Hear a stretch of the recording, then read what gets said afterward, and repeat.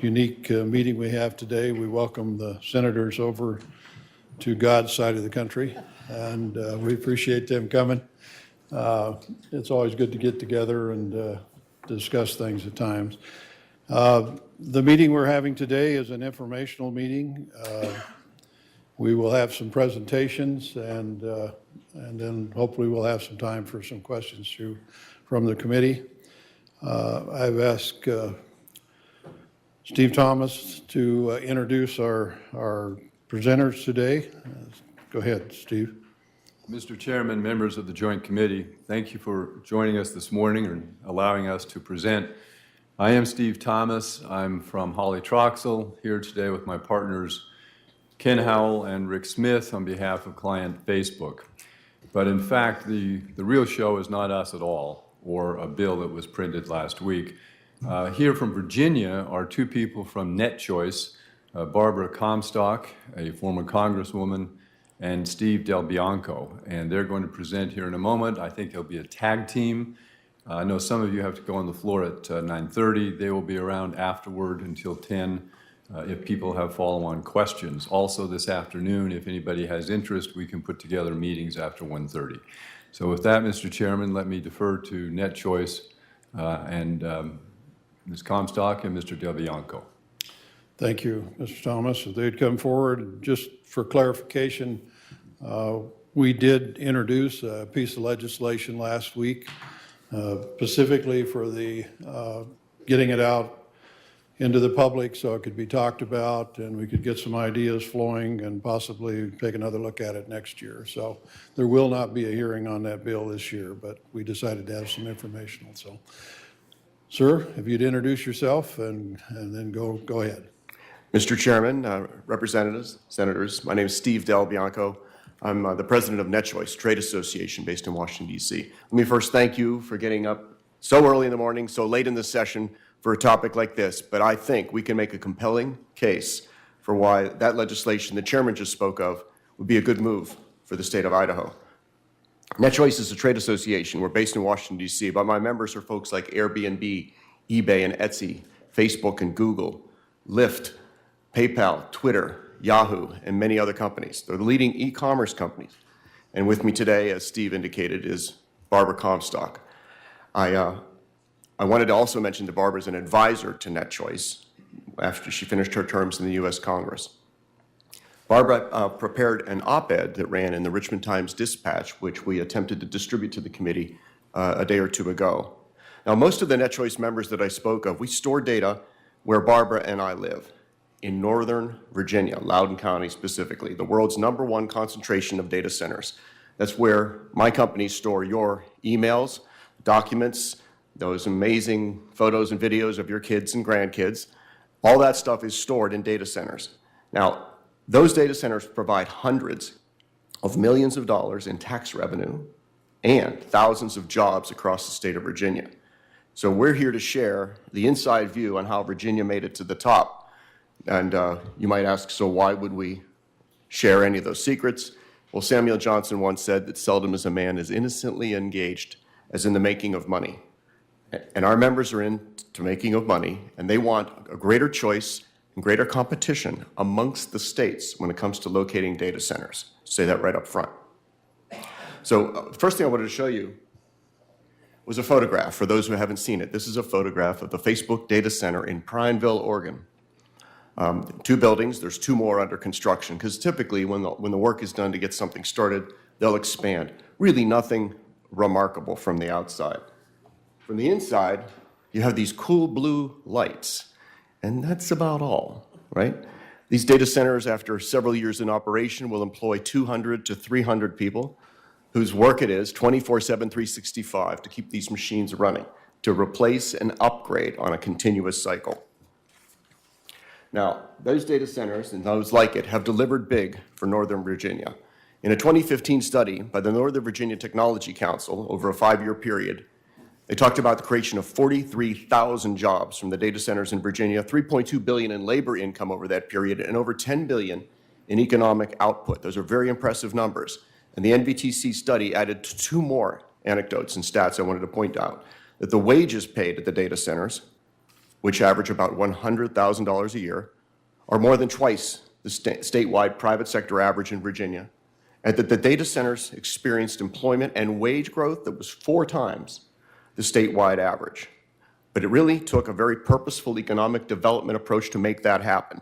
I can tell you one quick story on that. In the late 90s, Governor Jim Gilmore of Virginia appointed me to the board of Virginia's Economic Development Partnership, much like the Idaho Commerce Department. Now, we were keen to do economic development in Virginia for the internet industry, which was only just emerging in the late 90s. Now, in the late 90s, right about a half a mile from my offices in Northern Virginia, Tyson's Corner, was the facility called May East, which stands for Metro Area Exchange. And it was where nearly half of the traffic of the internet in those early days passed through really what amounted to a parking garage with a lot of servers and wires in it.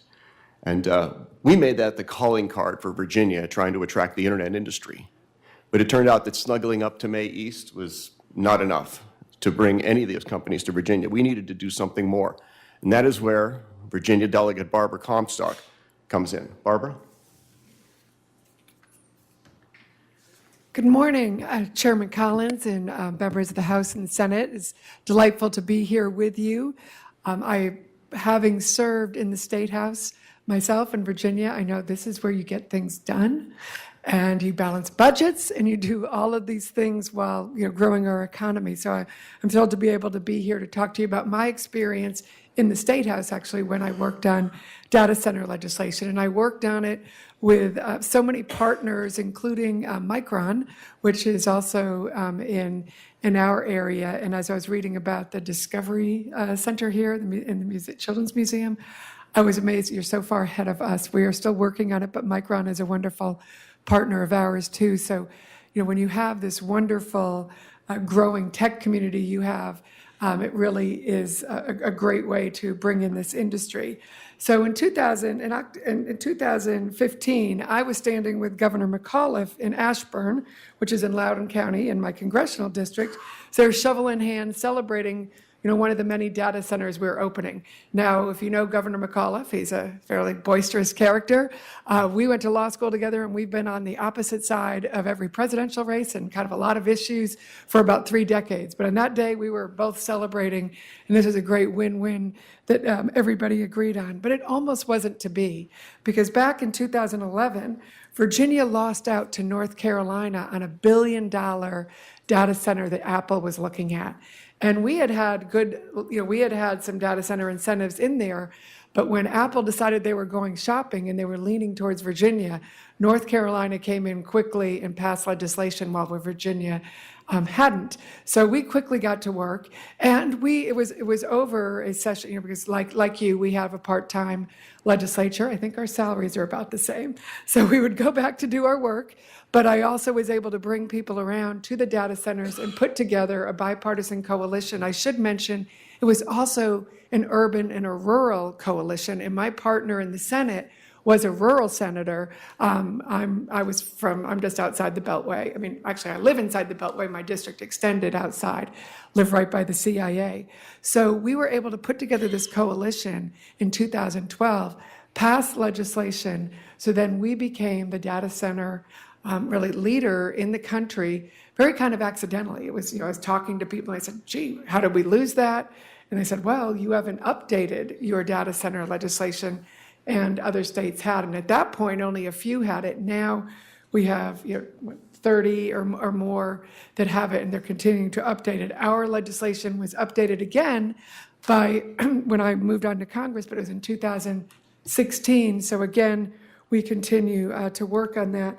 And up until that time, we had been a leader. So once we did that, we were able to see these very good outcomes. But it's not just to Virginia. Obviously, this is an industry that can grow all around the country. And so that's what we're here to continue to talk about today. So turn it back over to Steve.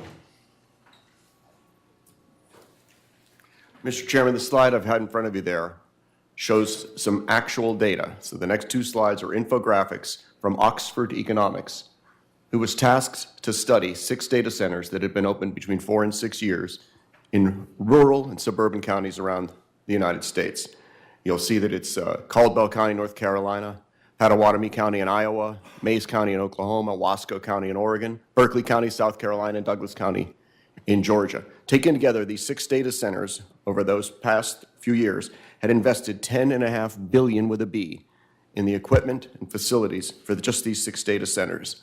That's the kind of investment that is often talked about on a prospective basis, but here was Oxford's study that looked at it in the back. And Barbara, you wanted to add something about Google. Yes, well, Google's recent announcement that it's going to double its data center and off its footprint in Virginia was also coupled with Amazon choosing the Commonwealth as its second headquarters. And I think both of those have showed our commitment to creating an attractive technology business climate in delivering results and revenue. And data centers really are a backbone of that commitment. And I know our first slide showed our technology council, and I know you are blessed with a wonderful technology council here also. And I know when I was in the State House, what a great asset and partner they were for me in doing that. So you really have all of those elements to, put out the welcome mat. And with the kind of growth, I believe you are now growing here faster than my district in Virginia, which was one of the top growing in the country, and you are growing. And data centers are a great way to sort of get you through that growth because they are quick, they're win-wins that they run ahead of that growth, but they don't add to it in terms of putting a lot of stress on your schools and everything. They provide money. And so they really are a win-win there. And we're going to discuss the tax advantages there that come your way. Mr. Chairman, this is also from the Oxford Economics study. So they reached back to 2008 to do actual statistical measurements on some key variables. And I'll note for you that it was $750 million in labor income and $1.3 billion in economic activity, the distinction being labor income is wages paid to workers, economic activity could be suppliers, contractors, and materials. There were 1,900 direct jobs created in 6 data centers. That's roughly 300 jobs per data center. The Prineville data center and other Facebook data centers, after 4 years, get to about 200 employees. And as I said earlier, it's about $100,000 a year average salary. There are 1,100 construction and maintenance jobs in addition to the 1,900 who were directly employed. And a lot of that is brought back year after year to do maintenance on the facility, both exterior and interior. And Barbara wanted to add to this. Well, not only do the high wages in the data center offer a large source of state income tax revenue for our state, but these centers also are a driving force in the development of renewable energy resources, new roads, and utility and internet upgrades. And also, of course, they provide local revenue to all the areas. And in Virginia, even though Northern Virginia is the sort of the data center alley in the center, as we've developed, it has moved all the way down the Shenandoah Valley. We now have data centers in coal country. And you can imagine what an asset that is, because they can go everywhere when you have a friendly climate. Mr. Chairman, the next 2 slides help to tee up an analysis that we're hopeful will resonate with you. And the analysis is very different than a typical fiscal note that accompanies legislation, which may or may not require an outlay against which you measure outcomes and returns to the state. This is a different kind of a situation. With respect to data centers, the incentives that are there, the business climate that you've cultivated will result in the location of a data center either here or not here. It's not as if you can suggest that they're going to come anyway, and therefore one has to look at the incremental expenditures of tax benefits. It's the tax environment that is essential for the location of data centers. All 6 of those I mentioned with Google, all 4 of the ones in the Facebook studies, located in states that had relief from sales tax on the hundreds of millions of dollars of equipment that is purchased, upgraded, and replaced throughout the life cycle of these data centers. And I don't know how long that life cycle may be. We are at 15 years for some of them today, but they're continually refreshed and upgraded. The equipment inside is upgraded and maintained, so it lasts for an extremely long time. We don't really know, for instance, what the useful life of that could be. So this notion here is to talk about what you get if they locate here versus they don't come at all. And there are two aspects to it. The one is economic benefits, and the next slide we'll talk about the tax benefits. And with respect to these economic benefits, we ask you to consider some of the Oxford economics findings, is that you have income and spending that is incremental when they locate here by the construction workers and contractors who spend a year and a half building the data center. We have the income and spending by the actual employees, the 300 to 400 employees that work at the data center. The local suppliers and contractors who serve the facility in a variety of ways, maintenance materials, are also earning an incremental revenue by virtue of the data center being here in Idaho versus not here. The training is a soft benefit, the high-tech training for those workers and the replacements, and the experience for a workforce that then raises the IQ, the data center IQ for the Idaho communities. There is lodging and meals taxes, which are accrued to the state. Those are paid by contractors and visitors. And I think we will make the state more attractive. Idaho becomes more attractive for tech industries by virtue of winning some of these data centers. And don't forget the ability to diversify the local economy, diversifying it in terms of the number of industries, but also thinking in terms of a recession. They seem to have a way of coming back around, and when they do, this data center industry has proven thus far to stay up and running without any significant impact, while we might have a recession that affects other industries that are in manufacturing, mining, or materials. Now, those are the economic benefits that we wanted to talk about, and I think you had some Loudoun County specific data on that. Well, in 2018, Loudoun County welcomed more than $5 billion in investment in the creation of nearly 1,000 new jobs.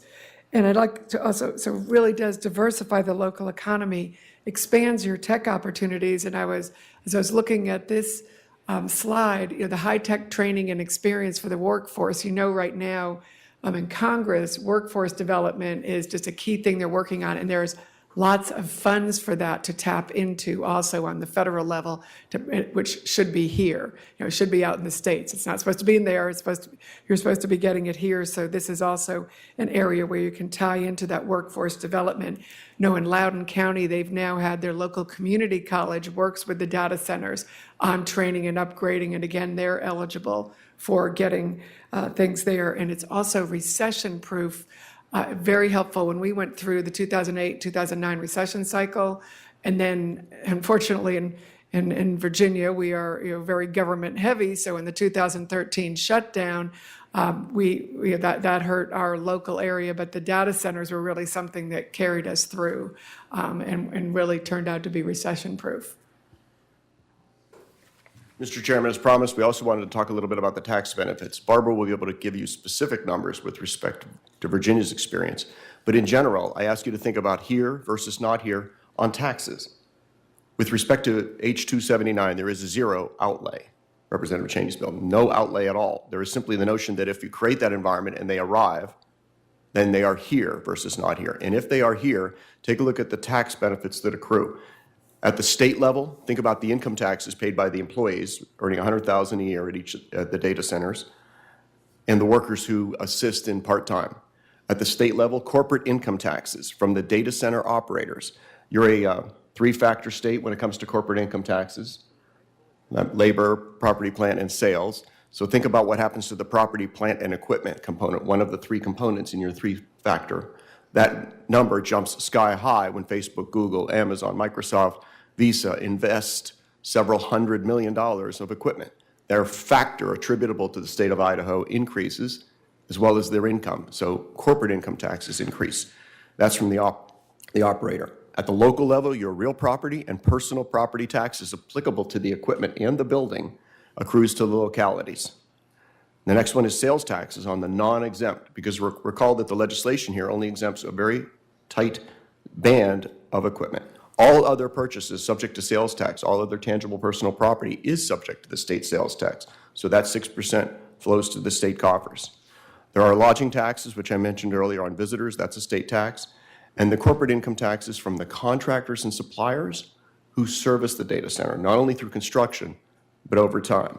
Now, Barbara can share some experience that Virginia had, which was quite a surprise from what the original fiscal notes had. Yes, I should point out, Mr. Chairman, when we were first doing our bills, and the reason it had failed a year before when it had been done is we did not have a lot of support actually with our Commerce Department. I'm a Republican. My Republican Commerce Secretary was fighting me on the bill. And, a few years later, he's like, well, geez, bringing in a lot of money. We like this. So we had to work through that and kind of bring everyone together. But in 2018 alone, data centers will generate more than $250 million in local tax revenue for Loudoun County. So that's just one county in Virginia. And 85% of that will come from the personal property taxes on on the data centers. And without that one county would have to increase their taxes by 17%.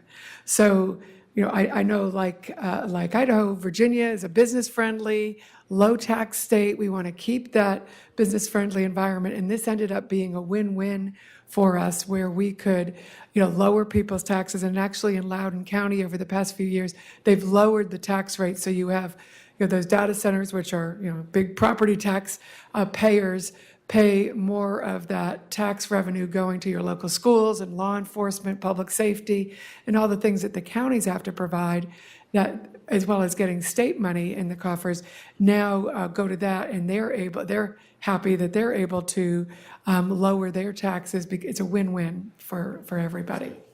In the state level. Oh, and of course, on the state level, and that's, because I believe, like you, Virginia provides state money for education too. So by increasing the pot of state tax revenue, everybody has more revenue to provide without raising taxes. Mr. Chairman, just 2 more slides, I promise, and we'll be happy to take lots of questions. So I've tried to lay out this notion of here versus not here as the appropriate analysis. There is zero outlay upon which to measure a return on investment. So you can't use the standard fiscal note type analysis. But I was relieved to see that H279 had what I think is one of the more enlightened analyses of the situation. It says, and I quote, at least 17 other states offer the sales tax exemption for server equipment. And if Idaho does not offer an equivalent exemption, the businesses will very likely locate in states other than Idaho that do not provide the exemption. What I meant with respect to here versus not here at all. So accordingly, your fiscal note goes on to say there is no loss of tax revenue from businesses that would not locate in Idaho without the exemption. And there is likely an increase in revenue from taxes related to the growth these businesses would promote. And as Barbara and I have explained, each state is different, but even in Virginia, where the sales tax accrues to the state general fund, just like it does here, the experience in Virginia was that the state general fund recovered more than the forgiven sales tax on equipment by virtue of 3 factors.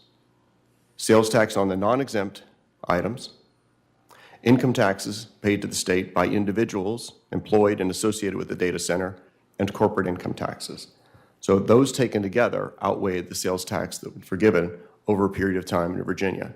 I can't say for sure the same thing is going to happen in Idaho, but I understand the dynamics between local government revenues and impact as well as the state. So Idaho is top ranked already on jobs, the economy you have, and a business friendliness. I think this is the missing ingredient and might explain why data centers haven't chosen Idaho thus far, given you have everything else going for you. So in closing,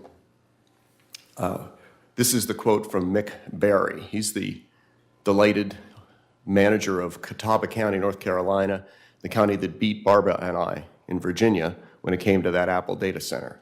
And so he's gone on record with quotes saying, I highly recommend it, speaking of data centers. Take them if you can get them. Otherwise, send them to us. He goes on to say that the Apple data center is our single biggest taxpayer, generating revenue to the county of almost $1.5 million and employing 400 or 500 people. He ends by saying it was as close to a no-brainer as you get in this business, and it is clearly a competitive environment. Yes, and I can't emphasize that enough. As I mentioned earlier, Virginia being the most active data center market, my bill was signed by a Republican governor, but then when Terry McAuliffe came in, he was going to those ribbon cuttings with me at all the data centers, bragging about, here I am at another data center, and I'd be able to get up and say, and that's my bill. And he was so happy about the data centers that then when the bill came forward to update it and expand it and extend it, he couldn't sign it fast enough along with his colleagues. So it really is, and it's a booming industry, it's growing, and it's really that backbone infrastructure for this high-tech economy that's bringing these, new jobs that we're going to be putting all that workforce money into. So thank you so much, all of you, for the opportunity to visit with you. We look forward to answering your questions. Mr. Chairman, I might add something that Barbara has done a good job explaining the politics, the bipartisan nature of the State House, as well as the local versus Richmond in the case of Virginia, Boise in the case of Idaho, that those politics were important and worked out as win-wins. Being an engineer, let me address the physics elements of it too. Data centers themselves house the data, but they rely upon internet backbone and carrier traffic to route it to our phones and devices and laptops around the country. Amazon Web Services, for instance, is the largest provider of cloud services, but they do all of their data centers in just 3 clusters around the country because the location of a data center is very independent from where the location of us users are. All of you know that we enjoy phenomenal speeds when we're on a decent broadband connection, despite the fact that the data center we're pulling the data from could be in Loudoun County on the other side of the country. The physics, not politics, but the physics behind this suggests that the companies will locate data centers where they get the best tax and business environment. They don't need to locate them near where the users are. And that's an important consideration. When it comes to competition, I want to remind you that Ohio's Economic Development Authority approved 40 years of sales tax exemptions for a $750 million data center project in 2017, a $600 million one in December, and then a total of $2.5 billion in data center investments in just the last 2 years. Indiana had no sales tax incentives and 0 data centers to show for it. Yesterday, the Senate in Indianapolis unanimously approved a House bill that allows a 50-year exemption from sales tax on equipment and electricity for investments of over $750 million. In other words, there's a threshold in there to say that it had to be a very high investment. Your H-279 goes one better in terms of permanent sales tax relief, better than any other state. And we're here to encourage support for H-279 next legislative session so that Idaho can get in the game. Thank you for having us here, and we look forward to your questions. Thank you. We appreciate the information. Senator Rice. Mr. Chairman, could you talk about what kind of thresholds there are around the country so that you're not just, well, I've got this 100-employee business and I've got this, several servers down in the basement kind of thing. What kind of thresholds are out there? Go ahead, Mr. Chairman. Thank you, Senator Rice. There's a variety of thresholds, and we typically see a 2-tier. The very extensive long-term relief from sales tax are often reserved for investments of over $150, $250 million investments. Below that, many states have lower tiers for data centers that might serve co-location facilities. In other words, Facebook, Google, Amazon, Microsoft, Visa, when they build a data center, it's their data center, which is where you see these $750 million to $1 billion investments. On the other hand, a developer could come in and put up a $100 million data center where multiple clients use the racks in that blue lighted room I showed you on the second slide, where multiple companies rent space. In those instances, the investment levels are lower. Below that, we even saw in Indiana, for instance, a real demand to allow very low thresholds at the local level, sometimes as little as a $10 million investment in equipment, and a requirement to create as many as 20 new jobs. So the states are differing in that approach, and the dilemma is understanding whether you're stepping into this notion of corporate welfare, where you're allowing a tax benefit to a business that would already have invested a few million in a set of servers. Then you didn't partake in that regard like a here versus not here by attracting investment that would not otherwise occurred. So the states are wrestling with the large data centers versus the small local ones. And the states wrestle with the notion of using the data center tax incentives to induce locations and decisions that would not otherwise have happened. And that is how one avoids this notion of giving tax benefits to an investment that would have already incurred. So I can give you, if you wish, a list of the different thresholds available in the 30 states that offer them. But I don't have it, I don't want to read it into the record here, but I can send it to you later today.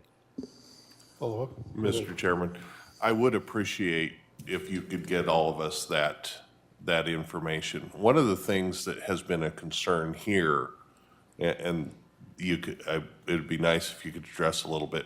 We tend to like to both incentivize local companies doing more and companies coming in, rather than just well, this is for people from outside coming in.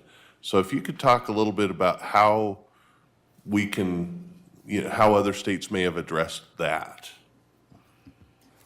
Mr. Chairman, thank you. It's not unlike what Representative Cheney has in H-279. It's not unlike that in the sense that the first tier of entity is describing business entities for whom they have a separate investment in a data center, although you cannot, in any sense, require that it be an incremental investment. It's almost impossible for your legislation to enforce a requirement so that that local business makes the investment strictly because of the tax incentive. In many cases, they would have already had done so. The balance here is to provide incentives at the local level if businesses want to make that extra investment, but at the same time at the upper tier to attract the locations of a Facebook, Google, Amazon, Microsoft, and Visa, and Apple for that matter. So I think that you've struck the right balance in the legislation you have here at trying to maintain ability for a smaller community or an existing employer, an existing company in a smaller community who decides they want to enter the data center tier and makes the incremental investments. Your bill does describe the kind of equipment, and it's a relatively constrained set of equipment, data servers and affiliated backup servers and cooling equipment. So that description is specific enough that a small business in an existing Idaho county ought to be able to try to step up to those levels and take advantage of the tax incentives as well. Further questions? Chairman? Senator Nye. Chairman Collins, Co-Chair Rice, thanks for coming. So we have no competition for getting this business, and do you know how to spell the word Pocatello?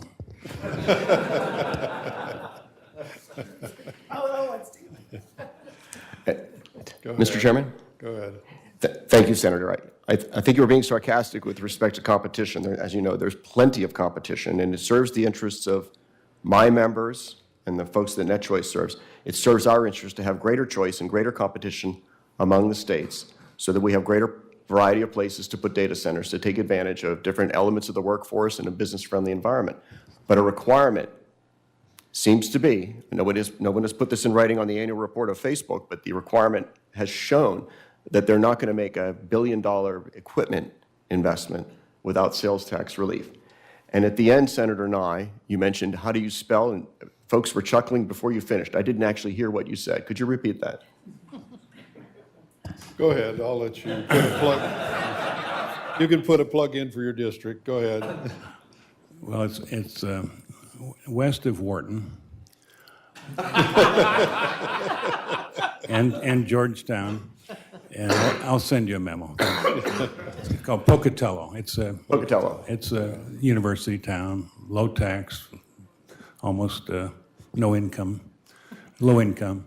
Anyway, like Idaho, it sounds to me like you're saying, if I can follow up, you're saying we're pretty close in the.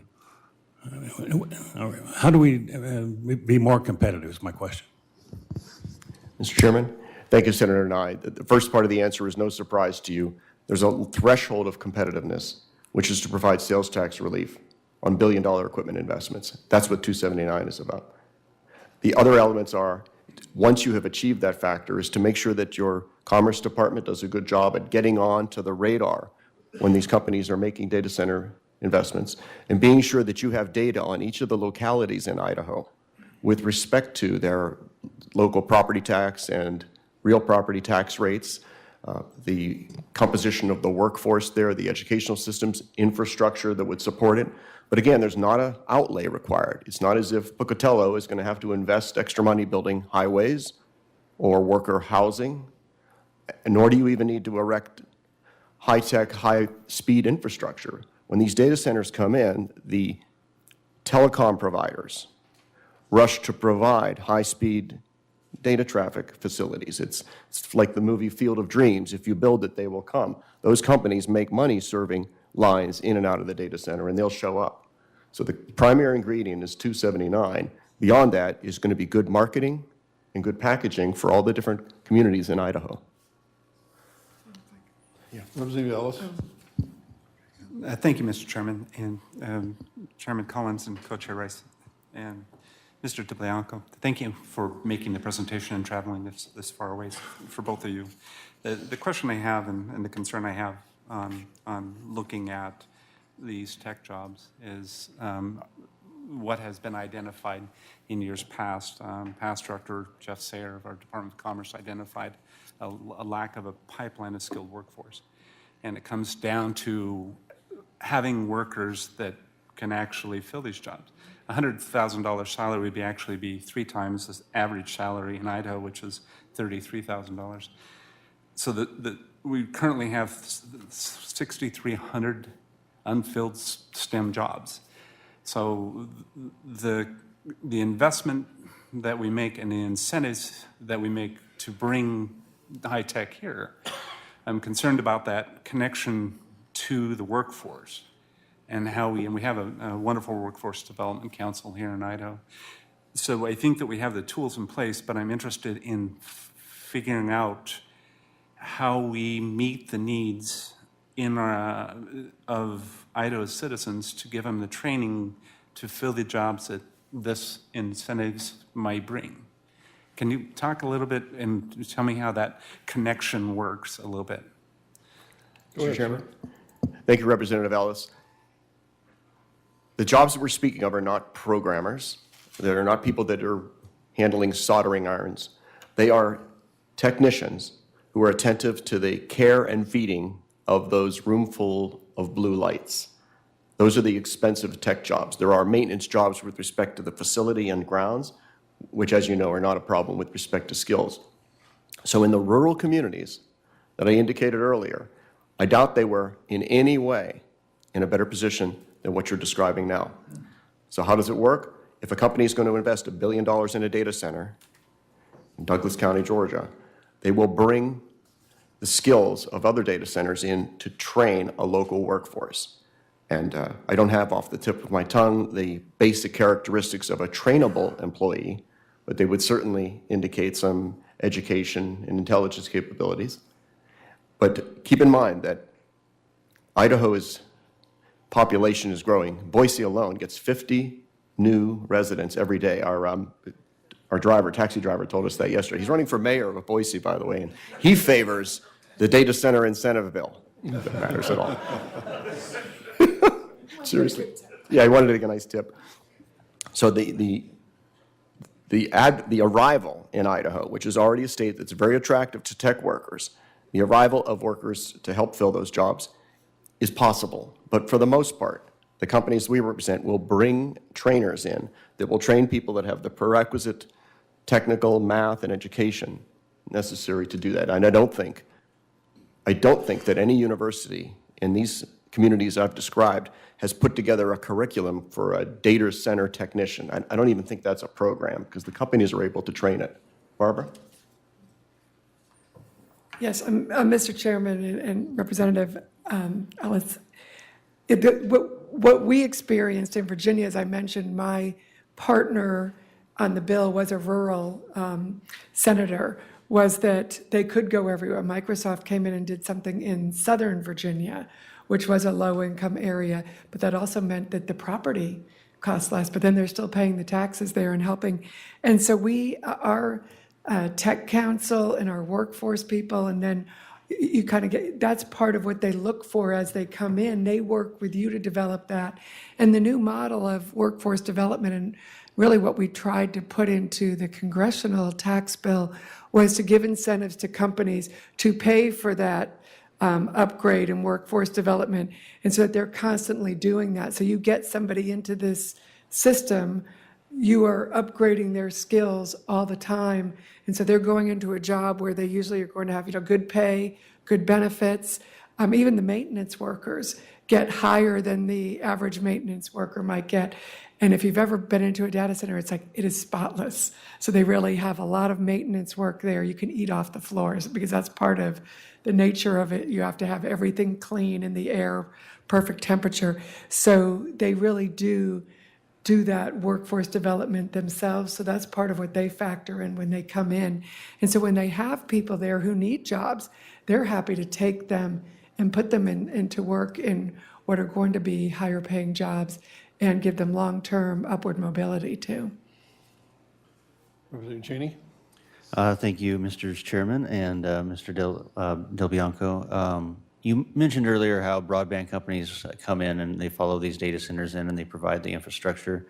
Beyond being a consumer who wants faster speeds or being a broadband provider or the data center, can you flesh out why that's an economic benefit to the area that in which it occurs?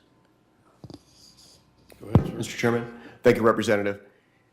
The backbone necessary to serve a data center is substantial, and those investments are only partly recovered by the sales to the Facebook or Google data center. They are also recovered by allowing that backbone to serve higher speed and greater quantity of customers all along that route. So if we were to see a high-speed fiber backbone to a Pocatello, Idaho data center, the communities that are along that line have a far better opportunity at having greater competition and presumably lower prices for higher speed broadband, either provided in wire to the home or 5G wireless infrastructure, both of which are leveraging the investment they're already making in the backbone. Those aren't investments that are made by the data center customers. They're made by the telecom companies, the providers, many of whom you regulate here in Idaho today. Senator Lakey? Thank you, Mr. Chairman. Mr. Del Bianco, could you remind me how many states currently have an equivalent of House Bill 279 and how many are considering something similar?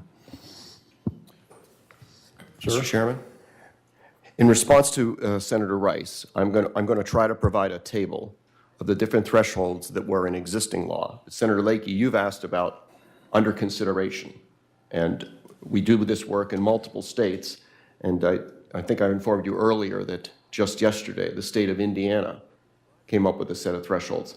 So I think you're asking for the kinds of states that they are, and I can tell you that Colorado is considering legislation, a different tax environment than you have here, but they're considering it.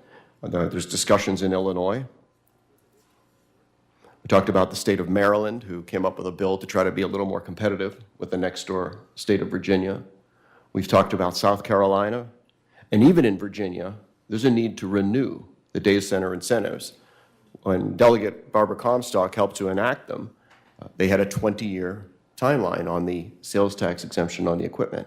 Well, that's going to be coming up in about 7 years, so there'll be a need to renew and extend in the next 7 years. It's not something we're working on this year, but we're looking at it in the next 2 years. So there are no fewer than 10 states that we're working on now over a 1 to 2 legislative session period in a variety of tax incentives. They almost always, the centerpiece is sales tax on the equipment. That is the centerpiece. There is often discussions of sales tax on the materials that are required in the construction up front. And those are the two primary elements. Thank you. Over 30 states, right? It's depending on the different sales tax incentives, it's over 30 have some type of incentive, and you do have Washington State and Oregon have done it, but Oregon has done it more definitively and provided more certainty. Washington has gone back and forth, so over the years, according to some recent reports, they lost $7 billion in investment because of that uncertainty and not keeping the incentives in place. And obviously, the home of Microsoft, lost out on some things. So like Virginia, when we lost out, they're probably taking a look too. Representative Anders? Thank you, Mr. Chairman. It's Del Bianco? Perfect. That's a fun one to say. I've got two questions. First, as it relates to any opposition to this idea in the past, typically what I've heard is that at some point in time, these type of investments, these type of companies will just magically end up here as a potential argument against doing some sort of a sales tax exemption. And I want to be absolutely clear. Is it your understanding or experience that these large data centers just don't locate in states that don't have something like this? Sir? Mr. Chairman, thank you, Representative Anders. The data that we have on the Facebook and Google data centers, which I presented earlier, verify what you just said. They have not thus far located major data centers in a state that didn't have sales tax exemption on the equipment that is purchased for that data center. You asked the first part of your question is that they're going to come anyway, so why do it? That's a chance that you get to decide whether you want to take that chance. Idaho has a lot of other great things going for it. But as I described earlier, the physics of data center data transfer do not require a data center to be here to serve the Northwest. And if they did, Oregon is right next door in Washington. So the physics don't require it, but the financials do at this point.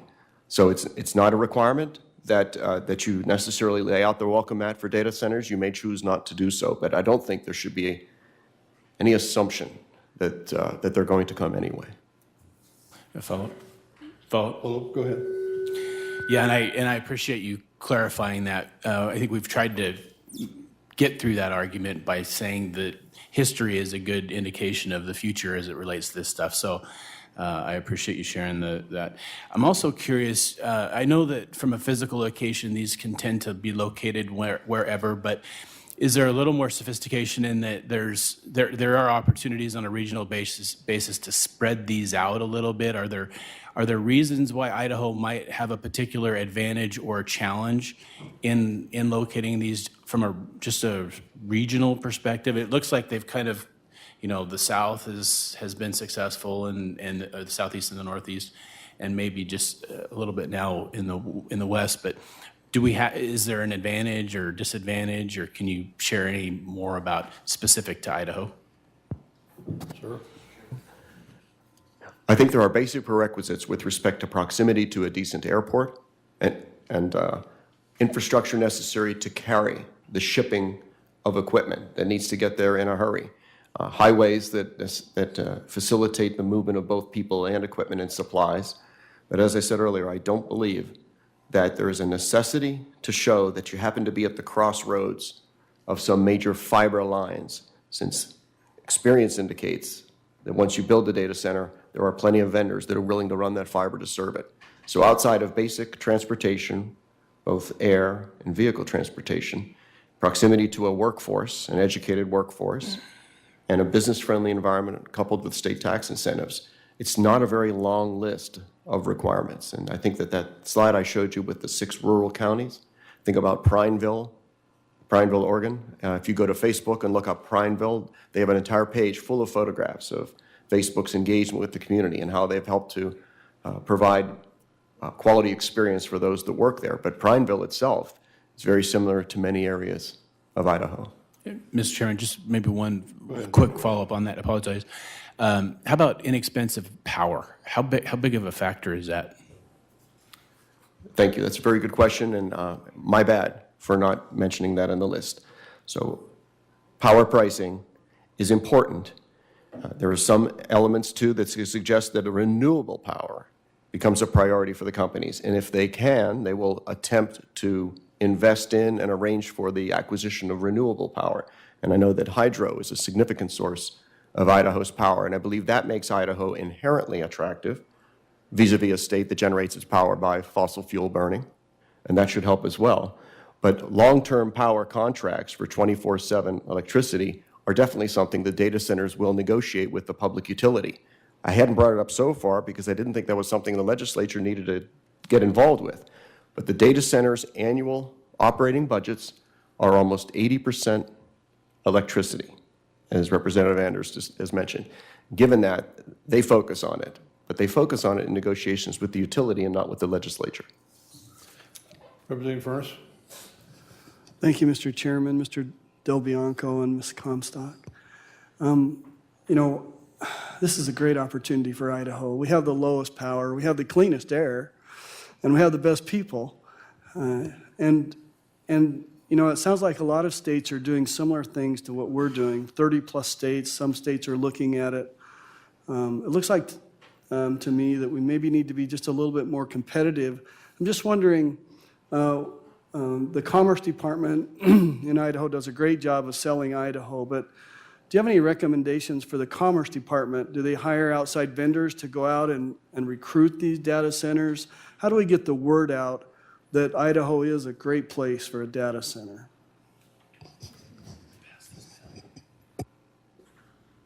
Well, thank you, Mr. Chairman. We had our economic development people both in Virginia and then in the counties are very active on this front. And I think because you already are a low-tax state and have the job-friendly environment you can quickly have an advantage in doing this. Like Maryland is now looking at it, and Virginia and Maryland are always competing, but Maryland is a higher tax state than Virginia. So generally when we compete for business, Virginia often weighs out, but then we also have this additional thing. So you already have a lot of those advantages regionally, like say, I'm sure Oregon's taxes are higher than yours, right? Or maybe I'm wrong, but I'm thinking they might be. So you add this in, and now you're able to take all of your other natural advantages and really accelerate them. Oregon doesn't have a sales tax. Just a quick follow-up. Quick, go ahead. Thank you, Mr. Chairman. Trying to drill down just a little bit more specifically, what did your Department of Commerce in Virginia do to get that business? Go ahead, sir. Thank you, Mr. Chairman. I served for 6 years on the board of the Virginia Economic Development Partnership, which is an independent agency that works closely with the Commerce Department. So that agency, the Economic Development Agency, had about 45 employees, many of them involved in the marketing. And so much of that is standard sales 101, identifying prospects, companies that are considering a move, and there's quite a network of economic development professionals. Idaho has an Economic Developers Association. They're early and well aware of opportunities that occur and trying to get in front of those companies, scheduling visits to the state, and putting the best foot forward. And all we've done and conclude so far, especially with respect to Representative Anders' questions, is that it seems to be a prerequisite that sales tax exemption for the equipment be there. But those other elements of marketing are still there, and economic development professionals in this state and in every state, they know how to do the sales pitches. They know how to discover the companies that are on board. So I think it is well within your Commerce Department's realm to do that, but I think you have to first empower them with the sales tax exemption to be competitive. Senator Groh? Yes, Mr. Chairman, thank you. As I listened to Ms. Comstock, the words came to my mind, time is of the essence, as we talk about competing with other states for projects. And so if I understood the chairman correctly at the beginning of this process, that 279 is here, but it was more for discussion purposes, maybe something next year. Is there any reason why we aren't moving more aggressively with 279 this year just to get it done? That's my question for you, Mr. Chairman. Thank you. Yeah, well, that was the agreement that we made with them, and especially it was introduced late in the session, so it will be something we take up next year. So I think the Senate's supposed to be on the floor at 9:30, so Representative Daley, do you have another question? Actually, Mr. Chairman, for both of them, and I guess this is a follow-up of some of the discussion we've had. It's the dynamic of the model here, because we have, as already been stated, we're right next door to Oregon. Oregon doesn't have a sales tax. You indicated that sales tax was the prime mover to initiate it. So for both of you, especially Ms. Comstock, how did Virginia keep the dynamics of moving that model? Because obviously you were here and you moved it and you kept moving the model. So that's what we're going to have to do as well in terms, especially with the power. We have cheap power in the Northwest, a state that's next to us that doesn't have a sales tax. So how do we keep that dynamic of the model? Well, that's one of the beauties of this is because it brings in, because it grows, and because you get more money from that, then as you improve the incentives, you continue and maintain that growth and the spill off from it. And I should mention, Mr. Chairman, I'd be happy to provide, we have a Northern Virginia Technology Council report that they've done on data centers. It is 2015, so it's a little outdated. All the figures are actually much higher now, I would imagine. And they also have a data center committee that works on a lot of the job issues that they said. So you actually have the data centers themselves working with you. So you're getting a lot of free help on this. And then they also, like, for example, some of our local data centers do podcasts with the local economic development people to tell how to do this because they want to grow. I have data centers in Virginia that want to go out and be other places. So they've already kind of used up the territory in Virginia that they can afford to buy, and now they're looking for other places. So there's really lots of on-the-shelf online material already that your economic development people will be able to replicate and take advantage of and just see what the competition is doing. Representative Ricks. Yes, thank you. So over the years, in the computer industry, you've seen a lot of consolidation. You know, we've gone from dial-up internet service and consolidated down to just a few players. How many data centers are we talking about wanting to go out in the industry? Because, you know, I see these big companies, Amazons and others, have got these mammoth data centers. I'm skeptical a little bit about the growth. How many data centers are we talking about trying to locate here? Go ahead, Mr. Chairman. Yeah, it's a great question. And you brought up the word consolidation, and yet to hear the presidential candidates in Washington, D.C., they'd like to deconsolidate the industry, to break up Facebook, break up Google, break up Twitter, and break up Amazon. That's been most of the conversation I've been hearing on the talk shows. But that might just be bluster. Let's assume that the companies we see today continue to develop and offer services to businesses and consumers. I don't think there's any question that the vast majority of the data involved lives in the cloud, in a data center, and not on your device and on your laptop. More and more of the work we do is cloud hosted. It is all incremental data. Every edit I made to this presentation created yet another 6 megabyte file that had to be stored on some data center. So it's cumulative. It's not as if I'm cycling off the old data. When it looks at multimedia, video in particular, high quality, high def video and high quality photographs, think about the size of the photos you take with your cell phones today.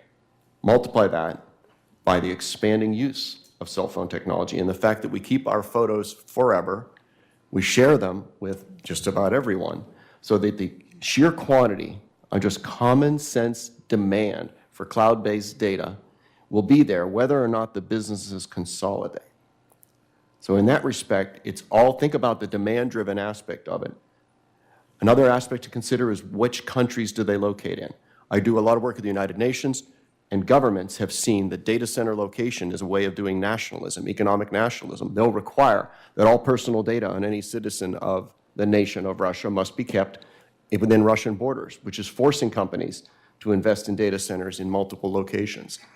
Data privacy laws and data transfer regulations mean that the U.S. market will be served by U.S.-based data centers. And the demand of businesses and consumers like those of us in this room virtually guarantee an ongoing growth in data centers, whether or not we have a consolidation in the number of companies.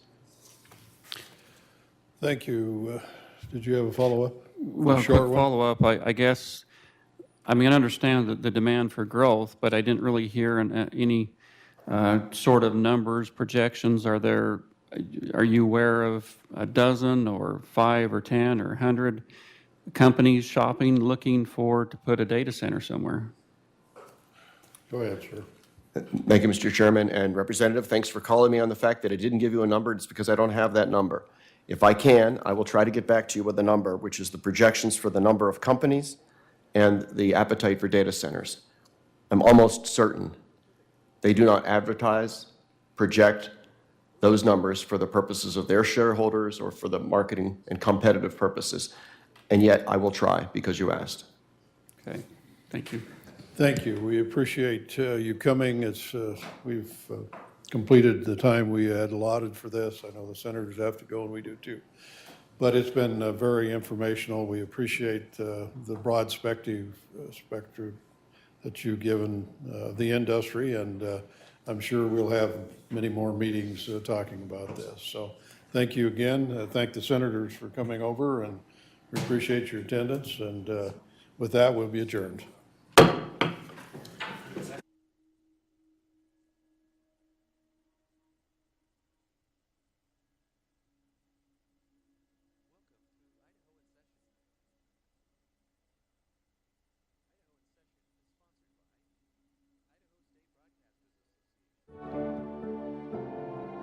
Union Pacific Foundation, Boise State University School of Public Service, Idaho Cable Broadband Association, University of Idaho James A. and Louise McClure Center for Public Policy Research, and the Association of Idaho Cities, with additional support from the Idaho Public Television Endowment.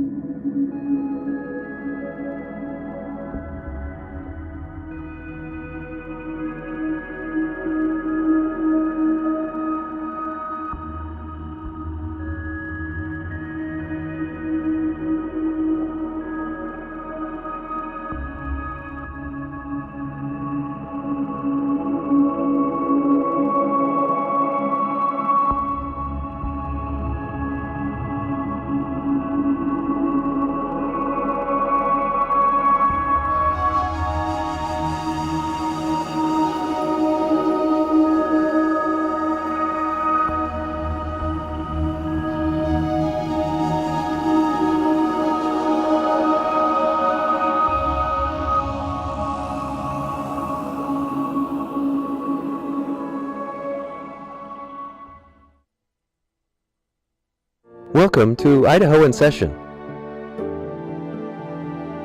Idaho in Session is sponsored by Idaho State Broadcasters Association, Union Pacific Foundation, Boise State University School of Public Service, Idaho Cable Broadband Association, University of Idaho James A. and Louise McClure Center for Public Policy Research, and the Association of Idaho Cities, with additional support from the Idaho Public Television Endowment.